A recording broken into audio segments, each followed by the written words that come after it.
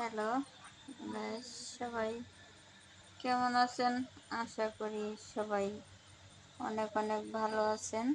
দেখেন আমার জীবন কাহিনী, দেখেন যে যেই রুমে থাকি ওই রুমে এই যে দোকান, কসমেটিকের দোকান দিয়েছি পাশাপাশি।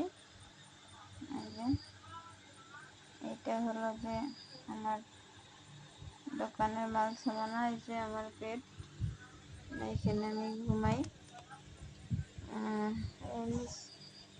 খাটের উপর দিয়ে এই যে কসমেটিক গুলো রাখছি, কারণ কিছু করার নাই, কর্ম করে তো খেতে হবে।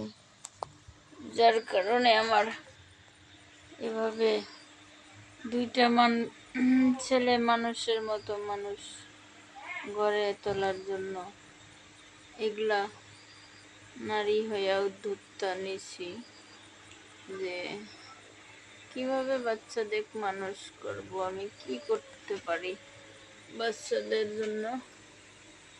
আমার কোনো ইনকামের কোনো নাই, যার কারণে আমি এই যে মানে ঘর নাই, থাকার মতো নাই, স্থান নাই, তারপরে যে এখানেই মানে বাচ্চা সহ আমি থাকি, সেই ঘরের ভিতরেই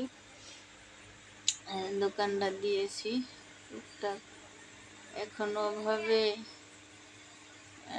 এখন কিছু করার নাই আমার এই ছাড়া। বাচ্চাদের মানুষ করার মতো আমার কোনো ইনকাম করার মতো মানুষ নাই। বাচ্চা কাচ্চাকে ভালোভাবে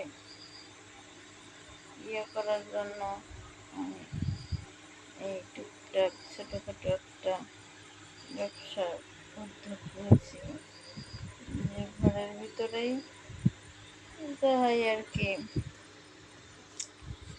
এখন তো চলতে হবে, বাচ্চা দুটো তো মানুষ করতে হবে, বাচ্চা কাচ্চা লেখাপড়া রেখে দিয়ে। দেখেন এই যে এটা আমার বেডরুম, মানে এই রুমেই থাকি আমি সব কিছু।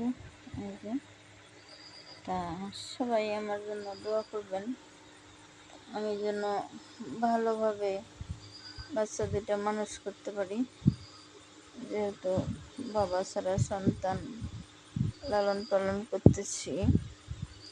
তাই সবাই আমার ছেলের জন্য দোয়া করবেন, ওনারা আমার ছেলে দুইটা যেন ভালোভাবে লেখাপড়া করতে পারে।